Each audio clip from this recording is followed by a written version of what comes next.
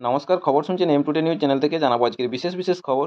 বাছাই করা খবরগুলো পেতে চ্যানেলটিতে সাবস্ক্রাইব করে পাশে থাকা বেল আইকনটি অল করে রাখুন। শুরুতেই হেডলাইন্স। এগোলোই না জগন্নাথ দেবের রথ, পুরীতে আজ ফের রশিতে টান, ভিড়ের চাপে জখম অত্যন্ত 600 জন।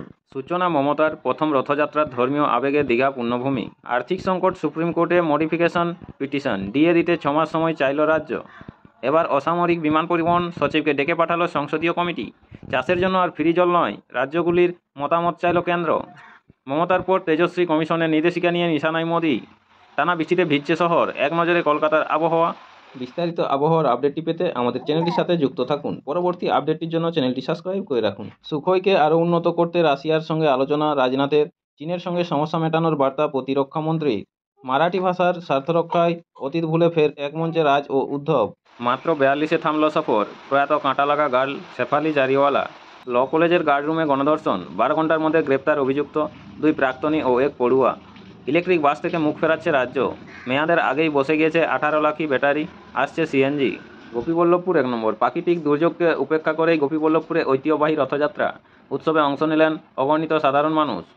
ঝাড়গ্রাম, রীতি মেনে ঝাড়গ্রাম রাজবাড়ি রথ, প্রায় 450 বছরের বেশি প্রাচীন রথযাত্রা উৎসবে রথের দড়িতে পড়ল টান।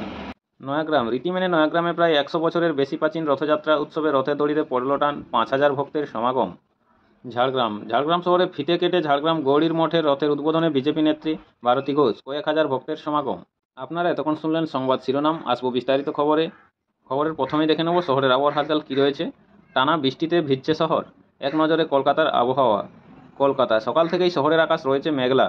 দিনভর অবস্থায় এমনই থাকার সম্ভাবনা রয়েছে বলে জানিয়েছে হাওয়া অফিস। আগামী 24 ঘন্টায় বেশ কয়েকবার হালকা থেকে মাঝারি বৃষ্টি অথবা বজ্রবিদ্যুৎ সহ বৃষ্টিপাত হতে পারে। আবহাওয়া দপ্তরের পূর্বাভাস অনুযায়ী আজ শনিবার কলকাতার সর্বোচ্চ তাপমাত্রা হতে পারে 31 ডিগ্রির আশেপাশে, অন্যদিকে সর্বনিম্ন তাপমাত্রা থাকতে পারে 26 ডিগ্রির কাছাকাছি। গতকাল শুক্রবার কলকাতায় সর্বোচ্চ ও সর্বনিম্ন তাপমাত্রা ছিল যথাক্রমে 29.3 ডিগ্রি ও 26.5 ডিগ্রি। শনিবার সকাল 6:30 পর্যন্ত গত 24 ঘন্টায় কলকাতায় বৃষ্টিপাত হয়েছে 15.5 মিলিমিটার।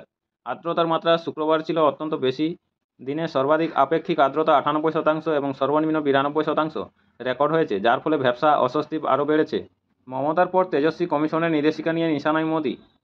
নয়াদিল্লি, মমতা বন্দ্যোপাধ্যায়ের পর তেজস্বী যাদব। নির্বাচন কমিশনের নতুন নির্দেশিকা নিয়ে প্রধানমন্ত্রী নরেন্দ্র মোদী ও বিহারের মুখ্যমন্ত্রী নীতিশ কুমারকে নিশানা করলেন বিহারের প্রাক্তন উপমুখ্যমন্ত্রী। তেজস্বীর দাবি, মোদী ও নীতিশ ভোটার তালিকা থেকে গরিব ও প্রান্তিক মানুষদের বাদ দেওয়ার চেষ্টা করছেন। বিহারে বিধানসভা নির্বাচনের মুখে কমিশন ফরমান জারি করেছে যে ভোটার তালিকায় নাম থাকাই আর যথেষ্ট নয়। ভোটারদের এবার নাগরিকত্বের সমর্থের প্রয়োজনীয় নথি ও ঘোষণাপত্র জমা দিতে হবে। ব্লক লেভেল অফিসাররা বাড়ি বাড়ি গিয়ে সেই তথ্য যাচাই করে আপলোড করবেন। আপাতত বিহারে এই প্রক্রিয়া শুরু হলেও ভবিষ্যতে সারা ভারতেই এই নিয়ম কার্যকর হবে। এরপরেই বাংলার মুখ্যমন্ত্রী দাবি করেন, নির্বাচন কমিশনকে সামনে রেখে বিজেপি আসলে ভোটার তালিকায় কারচুপির পথ খুলে দিচ্ছে। একই সঙ্গে এর মাধ্যমে গোটা দেশে এনআরসির ছক কষেছে কেন্দ্রীয় সরকার। শুক্রবার তেজস্বীও একই সুরে বলেন, নির্বাচন কমিশন হঠাৎ করে স্পেশাল ইন্টেনসিভ রিভিশনের SIR কথা ঘোষণা করল। এর অর্থ ফেব্রুয়ারিতে যে সংশোধিত ভোটার তালিকা প্রকাশ করা হয়েছিল তা অর্থহীন হয়ে পড়ল। তার অভিযোগ, বিহারের 8 কোটি বাসিন্দার নাম সেই তালিকায় ছিল। এখন ফের নতুন করে তালিকা তৈরি করা হচ্ছে, কিন্তু নির্বাচনের মাত্র 2 মাস আগে কীভাবে পুরো প্রক্রিয়া শেষ করা হবে তা নিয়ে সন্দেহ প্রকাশ করেছেন তিনি। তেজস্বীর প্রশ্ন, মাত্র 25 দিনে কি নতুন ভোটার তালিকা তৈরি করা আদৌ সম্ভব? এছাড়া যেসব নথি চাওয়া হচ্ছে তা গরিবদের কাছে নেই। এতেই স্পষ্ট, নীতিশজি ও মোদিজি ভয় পেয়েছেন, তাই তারা গরিবদের নাম বাদ দিতে চাইছেন। গণতন্ত্রে গরিবদের ভোটাধিকারই সবচেয়ে গুরুত্বপূর্ণ। এই বিষয়ে আরজেডি কমিশনের প্রতিনিধি দল পাঠাবে বলেও জানান তেজস্বী। কমিশনের সিদ্ধান্তেই সমালোচনা করেছে সিপিএম। SIR নিয়ে নির্দেশিকা বাতিলের দাবিও জানিয়েছে তারা। মুখ্য নির্বাচন কমিশনার জ্ঞানেশ কুমারকে লেখা এক চিঠিতে সিপিএমের পলিট ব্যুরো সদস্য নীলোৎপল বসু জানিয়েছেন, ভোটের কয়েক মাস আগে এত বিরাট কর্মসূচি অত্যন্ত বিপজ্জনক। জলপাইগুড়িতে ফের ATM লুটের চেষ্টা, গ্রেপ্তার 2। আপনাদের সকলকেই বলা হচ্ছে, যারা নিয়মিত গুরুত্বপূর্ণ খবরগুলো শুনতে চান অবশ্যই আমাদের চ্যানেলটি সাবস্ক্রাইব করে রাখুন। ফিরে আসবো খবরে। জলপাইগুড়িতে ATM লুটের চেষ্টা। শুক্রবার মধ্যরাতে জলপাইগুড়ি কোতোয়ালি থানার রানীনগরে এই ঘটনা ঘটেছে। যদিও পুলিশের তৎপরতায় ATM লুটের ঘটনা রুখে দেওয়া সম্ভব হয়েছে। ঘটনায় গ্রেপ্তার করা হয়েছে 2 জনকে। পুলিশ সূত্রে খবর, শুক্রবার রাত 2:20 নাগাদ রানীনগর BSF ক্যাম্পের কাছে একটি ATM লুটের চেষ্টা চালায় দুষ্কৃতীরা। বিষয়টি টের পেয়ে রাষ্ট্রায়ত্ত ব্যাংকের মুম্বাই কন্ট্রোল রুম থেকে ফোন করা হয় জলপাইগুড়ি জেলা পুলিশের কন্ট্রোল রুমে। সঙ্গে সঙ্গে অ্যালার্ট হয় পুলিশও। সতর্ক করা হয় নাইট পেট্রোলিং পুলিশ ভ্যানকে। একই সঙ্গে জলপাইগুড়ি, কোতোয়ালি, ময়নাগুড়ি ও রায়গঞ্জ থানার পুলিশ হাইওয়েতে শুরু করে নাকা চেকিংও। রাতে পেট্রোলিং ডিউটিতে কোতোয়ালি থানার পুলিশ আধিকারিকরা নির্দিষ্ট ATM-এর সামনে পৌঁছতেই হাতে নাতে পাকড়াও হয় দুষ্কৃতীরা। প্রথমে কৌশিক মুখোপাধ্যায় নামে এক যুবককে পাকড়াও করা হয়, পরে তাকে জিজ্ঞাসাবাদ করে পথিক সরকার নামে আরও একজনকে গ্রেপ্তার করা হয়। জেলা পুলিশ সুপার উমেশ খণ্ডবাহালে জানিয়েছেন এটিএমের সামনের অংশ ক্ষতিগ্রস্ত হলেও ক্যাশ চেম্বার অটুট আছে, অর্থাৎ ওই এটিএম থেকে কোনো টাকা খোয়া যায়নি। তার দাবি জেলা পুলিশ কন্ট্রোল রুমের পাশাপাশি নাইট পেট্রোলিং ভ্যানের তৎপরতার কারণে বড়সড় এটিএম লুটের ঘটনা রুখে দেওয়া সম্ভব হয়েছে। মাত্র 42-এ থামল সফর। প্রয়াত কাঁটালাগা গার্ল শেফালি জারিওয়ালা। 28শে জুন মুম্বাই। প্রয়াত কাঁটালাগা গার্ল শেফালি জারিওয়ালা মাত্র 42 বছর বয়সেই না ফেরার দেশে পাড়ি দিলেন বলিউডের এই পরিচিত মুখ। প্রাথমিক রিপোর্টে মনে করা হচ্ছে শনিবার রাতে হৃদরোগে আক্রান্ত হয়ে মৃত্যু হয়েছে তার, যদিও ঘটনা তদন্ত শুরু হয়েছে। জানা গিয়েছে শনিবার রাত 10টা নাগাদ হঠাৎ করেই বুকে ব্যথা অনুভব হয় শেফালির। তার পরিবারের সদস্যরা দ্রুত তাকে হাসপাতালে নিয়ে গেলেও শেষ রক্ষা করা যায়নি। চিকিৎসকেরা তাকে মৃত বলে ঘোষণা করেন। ঘটনার তদন্ত করতে রাতেই মুম্বাইয়ে তার বাড়ি পৌঁছায় পুলিশ ও ফরেনসিক দলও। উল্লেখ্য, 2002 সালে কাঁটালাগা মিউজিক ভিডিওর মাধ্যমে রাতারাতি জনপ্রিয়তা পেয়েছিলেন শেফালি জারিওয়ালা। পরবর্তীতে বিগ বস 13, নাচ বলিয়ে এর মতো রিয়েলিটি শোতেও অংশ নিয়েছিলেন তিনি। এছাড়াও 2004 সালে মুঝসে শাদি করোগে তেও ক্যামিও চরিত্রে অভিনয় করেছিলেন তিনি। তার আকস্মিক মৃত্যুতে বলিউডে নেমে এসেছে শোকের ছায়া। ল কলেজের গার্ডরুমে গণধর্ষণ, 12 ঘন্টার মধ্যে গ্রেপ্তার অভিযুক্ত 2 প্রাক্তনী ও 1 পড়ুয়া। কলকাতা। আইন কলেজের ক্যাম্পাসের মধ্যেই প্রথম বর্ষের ছাত্রীকে গণধর্ষণ, আর এই ভয়াবহ অভিযোগের ভরকেন্দ্রে ওই কলেজেরই 2 প্রাক্তনী ও 1 পড়ুয়া। বুধবারের ঘটনা। আর বৃহস্পতিবার লিখিত অভিযোগ দায়ের হওয়ার 12 ঘন্টার মধ্যে 3 অভিযুক্তকে গ্রেপ্তার করেছে কসবা থানা। তাদের থেকে বাজেয়াপ্ত হয়েছে 2টি মোবাইল ফোন। তরুণীর পরনের পোশাক পাঠানো হয়েছে ফরেনসিকে। নির্যাতিতার গোপনাঙ্গ সহ দেহের বিভিন্ন জায়গায় আঘাতের চিহ্ন আছে, গলায় কামড়ের দাগও। শুক্রবার ওই 3 জনকে কোর্টে তোলা হবে। 4 দিনের পুলিশি হেফাজতের নির্দেশ দিয়েছেন বিচারক। নির্যাতিতার অভিযোগ, পরীক্ষার ফর্ম ফিল আপের জন্য বুধবার বেলা 12টা 5 মিনিটে সাউথ ক্যালকাটা ল কলেজে আসেন তিনি। কাজ শেষ করে আর 5টা দিনের মতোই ইউনিয়ন রুমে বসেছিলেন। দুপুরে সেখানে আসেন তৃণমূল ছাত্র ইউনিয়নের মাথা তথা কলেজের চুক্তিভিত্তিক কর্মী মনোজিৎ মিশ্র। কলেজ ইউনিয়নে কে কী পদ পাবেন তা ঠিক করেন এই আইনজীবী।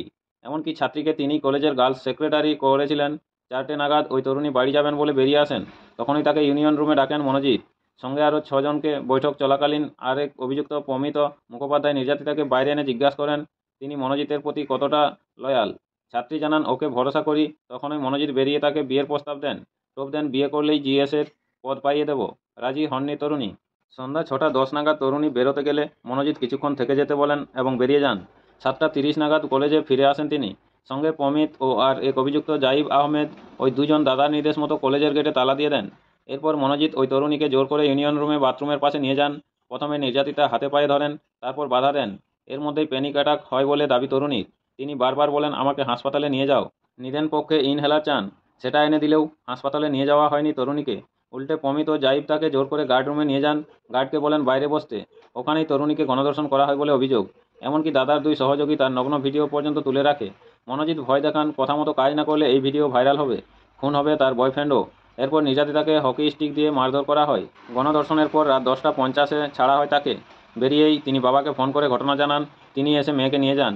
পরদিন ওই কসবা থানায় অভিযোগ হয়। বৃহস্পতিবার রাতের মধ্যেই পুলিশ তলবাগান থেকে মনোজিৎ ও জাইবকে গ্রেপ্তার করে শুক্রবার সকালে হাওড়া থেকে ধরা হয় প্রমিতকে।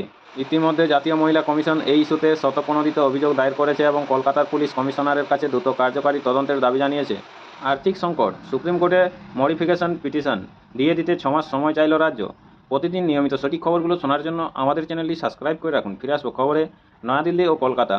রাজ্য সরকারি কর্মীদের বকেয়া ডিএর 25% মেটানোর জন্য সুপ্রিম কোর্টের কাছে আরও 6 মাস সময় চাইল নবান্ন। গত 16ই মে শীর্ষ আদালতের জারি করা অন্তর্বর্তী নির্দেশে বলা হয়েছিল 27শে জুনের মধ্যে রাজ্য সরকারকে বকেয়া ডিএর 25% মিটিয়ে দিতে হবে। পুরো বকেয়া মেটানোর জন্য নবান্নের খরচ হওয়ার কথা 41,870 কোটি 95 লক্ষ টাকা।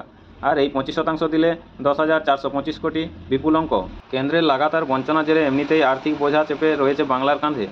তাছাড়া রাজ্য চলতি অর্থবর্ষে 2025 থেকে 26 বকেয়া ডিএ মেটানোর জন্য কোনো বাজেট বরাদ্দ করেনি। তাই বকেয়া ডিএ কীভাবে দেওয়া হবে সেই প্রক্রিয়া চূড়ান্ত করতেই অত্যন্ত 6 মাস সময় লেগে যাবে। ফলে বাধ্য হয়ে আরও কিছুটা সময় চেয়েছে রাজ্য। এই মর্মে শীর্ষ আদালতে মডিফিকেশন পিটিশনও দাখিল করা হয়েছে নবান্নের তরফে। পশ্চিমবঙ্গ সরকার কিন্তু জানিয়েছে তারা বকেয়া মহার্ঘ ভাতা দেবে। তাদের বক্তব্য, 2008 সালের তুলনায় এখন রাজ্য সরকারি কর্মীদের ডিএ 125% বেড়েছে, কিন্তু কর্মীরা কেন্দ্রীয় হারে বছরে 2 বার ডিএ চাইছেন। রাজ্য সরকার 119 পাতার আবেদন জানিয়েছে তারা বকেয়া ডিএর 25% সরাসরি আদালতের তহবিলে জমা দিতে প্রস্তুত। শুধু সময় প্রয়োজন। প্রাপ্য 1,87,142 কোটি টাকা এখনও দেয়নি কেন্দ্র। 100 দিনের কাজ তো বটেই। প্রধানমন্ত্রী আবাস যোজনা, গ্রাম সড়ক যোজনা, স্বাস্থ্য মিশন, স্বচ্ছ ভারত মিশনের মতো কেন্দ্রীয় প্রকল্প নিয়েও বঞ্চনা চলছে। অথচ এই সব প্রকল্পের বিকল্প ব্যবস্থা করতে হচ্ছে নবান্নকেই।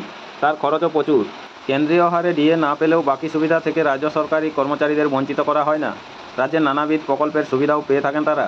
এলটিসি এবং এইচটিসি খাতেই 3 বছরে সরকার 864 কোটি 29 লক্ষ টাকা খরচ করেছে। সরকারি স্বাস্থ্য প্রকল্পে কর্মচারীদের জন্য 3 বছরে খরচ হয়েছে 1590 কোটি 77 লক্ষ টাকা। অবসরপ্রাপ্ত কর্মচারীদের পেনশন সহ অন্যান্য সুবিধা মেটাতেই রাজ্য 2024 থেকে 25 অর্থবর্ষে 23,312 কোটি টাকা খরচ করেছে। এই পরিস্থিতিতে বকেয়া ডিএ দিতে হলে বাজার থেকে অতিরিক্ত ঋণ নেওয়াই একমাত্র পথ। সেক্ষেত্রে FRBM আইনের গাইডলাইন মানতে হবে, আর অতিরিক্ত ঋণ নিতে কেন্দ্রের অনুমতি প্রয়োজন। সবটাই সময় সাপেক্ষ। সুপ্রিম কোর্টে এখন অবকাশকালীন বেঞ্চ বসছে। এই আবেদন তাই এখনই গ্রাহ্য হবে কিনা সে ব্যাপারে সংশয় রয়েছে। এই মামলার আগামী শুনানি 4 আগস্ট। এমনিতেই শুক্রবার বকেয়া ডিএ সংক্রান্ত বিজ্ঞপ্তি জারি না হওয়ায় ডিএ মামলার মূল আবেদনকারী কনফেডারেশন অব স্টেট গভর্নমেন্ট এমপ্লয়িজের তরফে আইনজীবী গোপা বিশ্বাস, মুখ্য সচিব মনোজ পন্ত ও অর্থ সচিব প্রভাত কুমার মিশ্রকে ইমেলের মাধ্যমে চিঠি পাঠিয়েছেন। ওই চিঠিতে বলা হয়েছে, সুপ্রিম কোর্টের অন্তর্বর্তী নির্দেশ রাজ্য সরকার কার্যকর করেনি, এতে আদালত অবমাননা হয়েছে। নির্দেশটি অবিলম্বে কার্যকর করার দাবি জানানো হয়েছে চিঠিতে। কনফেডারেশনের সাধারণ সম্পাদক মলয় মুখোপাধ্যায় জানিয়েছেন, সুপ্রিম কোর্টের সময়সীমা শুক্রবারই শেষ হলো। আগামী সোমবার তারা নবান্নে গিয়ে রাজ্য সরকারকে লিখিত নোটিশ দিয়ে আসবেন। আগামী মাসে সুপ্রিম কোর্ট খুললেই রাজ্য সরকারের বিরুদ্ধে আদালত অবমাননার মামলা করা হবে। কনফেডারেশনের বক্তব্য, বকেয়া ডিএ না পাওয়ায় সবথেকে বেশি ক্ষতির মুখে পড়েছেন পেনশনভোগীরা। পশ্চিমবঙ্গ রাজ্য সরকারি কর্মচারী ফেডারেশনের রাজ্য আহ্বায়ক প্রতাপ নাইক জানিয়েছেন, নবান্ন কিছুটা সময় চেয়েছে, কখনো বলেনি ডিএ দেব না। এগোলোই না জগন্নাথ দেবের রথ, পুরীতে আজ ফের রশিদে টান, ভিড়ের চাপে জখম অত্যন্ত 600। আপনাদের সকলকেই বলা হচ্ছে, যারা নিয়মিত সঠিক গুরুত্বপূর্ণ খবরগুলো শুনতে চান অবশ্যই আমাদের চ্যানেলটি সাবস্ক্রাইব করে রাখুন। খবরগুলো যদি ভালো লেগে থাকে শুনতে অবশ্যই একটি লাইক করে দেবেন। ফিরে আসবো খবরে। পুরী কঠোর নিরাপত্তা কিন্তু চরম বিশৃঙ্খলা, এমনই ঘটনার সাক্ষী থাকলো পুরীর রথযাত্রা। ভিড়ের চাপে জখম হয়ে হাসপাতালে ভর্তি হলেন অত্যন্ত 600 জন। পরিস্থিতি এতটাই খারাপ ছিল যে জগন্নাথ দেবের রথ নান্দি ঘোষ কার্যত যাত্রা শুরুই করতে পারল না। কোনো রকমে সন্ধ্যা 7:45 নাগাদ জগন্নাথ দেবের রথের রশিদে টান দেওয়া হয়। ওড়িশার আইনমন্ত্রী পৃথ্বীরাজ হরিচন্দন অবশ্য জানিয়েছেন, তেমন কোনো বড় ঘটনা এটা নয়। পরের দিন ফের রথ টানাও কোনো নতুন বিষয় নয়। সব কিছুই এদিন রীতি মেনে হয়েছে, এদিন কোনো দুর্ঘটনা ঘটেনি। কেন এত দেরি?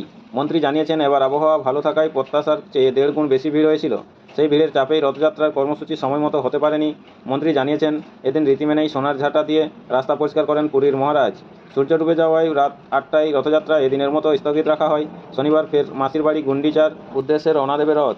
মন্ত্রী জানিয়েছেন, বলরামের রথ তালধ্বজ বালাকান্ডি চকের কাছে আটকে যায়। ওই রথের পিছনে থাকা দেবী সুভদ্রার রথ দর্পদলন পুরী শহরে থেমে যায়। সবার শেষে থাকা জগন্নাথ দেবের রথ স্রেফ প্রতীকী যাত্রা করে। পুরীর রথযাত্রা গোটা বিশ্বে জনপ্রিয় উৎসবের দিন দূর দূরান্ত থেকে ভক্তরা হাজির হন শ্রীক্ষেত্রে।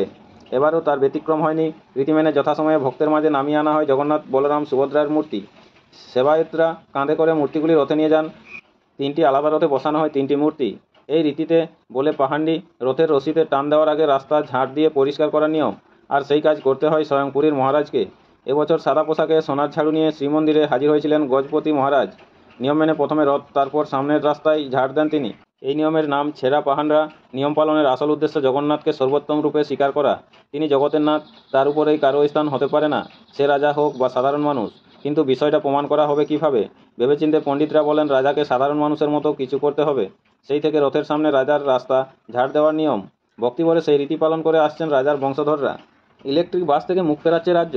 মেয়াদের আগেই বসে গিয়েছে 18 লাখি ব্যাটারি, আসছে সিএনজি। কলকাতা পরিবেশের সুরক্ষার কথা মাথায় রেখে বছর 7 আগে কলকাতায় প্রথম চালু হয়েছিল ইলেকট্রিক বাস। এই কদিনেই আধুনিক প্রযুক্তির এই বাস নিয়ে মোহভঙ্গ ঘটেছে সরকারের। তাই গণপরিবহনের ক্ষেত্রে ইলেকট্রিক বাস থেকে মুখ ফেরাচ্ছে নবান্ন রাজ্য সরকার। নীতিগতভাবে সিদ্ধান্ত নিয়েছে, আগামী দিনে নতুন করে আর কোনো ইলেকট্রিক বাস কেনা হবে না। বর্তমানে ওয়েস্ট বেঙ্গল ট্রান্সপোর্ট কর্পোরেশনের WBTC অধীনে সরকারি ডিপোগুলিতে 80টি ইলেকট্রিক বাস রয়েছে। বাসগুলি 9 মিটার এবং 12 মিটার দৈর্ঘ্যের। দাম 95 লক্ষ থেকে 1,30 লক্ষ টাকার মধ্যে। সূত্রের খবর, বাসগুলি কেনার সময় দেশের প্রথম সারির গাড়ি প্রস্তুতকারক সংস্থা দাবি করেছিল, এগুলি অনায়াসে 12 বছর যাত্রী পরিষেবা দিতে পারবে। একবার ফুল চার্জ দিলে 100 থেকে 110 কিলোমিটার ছুটতে পারবে বাসগুলি। বাস্তবে কি দেখা যাচ্ছে, এই কদিনেই অধিকাংশ বাস বসে যেতে শুরু করেছে, কারণ দুর্বল হয়ে পড়েছে ব্যাটারি। ফলে মাইলেজে নেমে আসছে 70 থেকে 80 কিলোমিটারে। আরও একটি সমস্যা হলো, এসব বাসের রক্ষণাবেক্ষণ সহ যন্ত্রাংশের দাম অত্যন্ত চড়া। হাতে গোনা কয়েকটি সংস্থা যন্ত্রাংশগুলি বাজারে সরবরাহ করে। একচেটিয়া কারবার চলে কার্যত। প্রতিটি বাসে 3টি করে ব্যাটারি রয়েছে। একটির দাম 18 লক্ষ টাকা। সম্প্রতি নবান্নে সরকারি গণপরিবহন নিয়ে এক উচ্চ পর্যায়ের বৈঠকে ইলেকট্রিক বাসের এই বাস্তবতা নিয়ে বিস্তারিত আলোচনা হয়। রাজ্যের ভাড়ারে আর্থিক টানাটানির মধ্যে বিকল্প জ্বালানির এই বাস যেন বাড়তি বোঝা হয়ে উঠছিল সরকারের কাছে। এই প্রেক্ষিতে সিদ্ধান্ত হয়, আর কোনো ই বাস কেনা হবে না। কিন্তু পরিবেশ দূষণের ইস্যুটিও গুরুতর। সেই কথা মাথায় রেখে সিএনজি চালিত বাসের দিকে ঝুঁকছে রাজ্য। নবান্ন সূত্রে খবর, শুক্রবারে 200টি সিএনজি এসি বাস কেনার প্রক্রিয়া শুরু করে দিয়েছে দপ্তর। সিএনজি জ্বালানিতে চলা এই বাসগুলি একই সঙ্গে পরিবেশ বান্ধব এবং আর্থিক দিক থেকে সাশ্রয়ী হবে। এই ধরনের বাসের দাম 42 থেকে 44 লক্ষ টাকার মধ্যে। বিনা ঝঞ্ঝাটে অন্তত 15 বছর রাস্তায় দাপিয়ে চলবে বাসগুলি। সবকিছু ঠিকঠাক থাকলে আসন্ন দুর্গাপুজোর আগেই 30 থেকে 40টি সিএনজি এসি বাস নামবে শহরের রাস্তায়। যদিও এসব বাসের গ্যাসের যোগান দিতে পর্যাপ্ত পরিকাঠামোর ব্যবস্থা এখনও হয়নি। একমাত্র কসবা ডিপোতে সিএনজি পাম্প রয়েছে। বছর দুয়েক আগে টালিগঞ্জ, বারাসত ও হাওড়া ডিপোতে সিএনজি স্টেশন তৈরির কথা থাকলেও তা হয়নি এখনও। এদিকে বৃহত্তর কলকাতায় ইলেকট্রিক গাড়ির জন্য 14টি চার্জিং স্টেশন তৈরি করা হয়েছিল। রাজ্য সরকারের এই সিদ্ধান্তে ওই চার্জিং স্টেশনগুলির ভবিষ্যৎও প্রশ্নের মুখে পড়ল। নমস্কার, এখনকার স্থানীয় সংবাদটি এই পর্যন্তই। পরবর্তী সংবাদটি পেতে চ্যানেলটিতে সাবস্ক্রাইব করে পাশে থাকা বেল আইকনটি অল করে রাখুন। সবাই ভালো থাকুন, সুস্থ থাকুন। দেখা হচ্ছে পরের আপডেট খবরটিতে। ধন্যবাদ।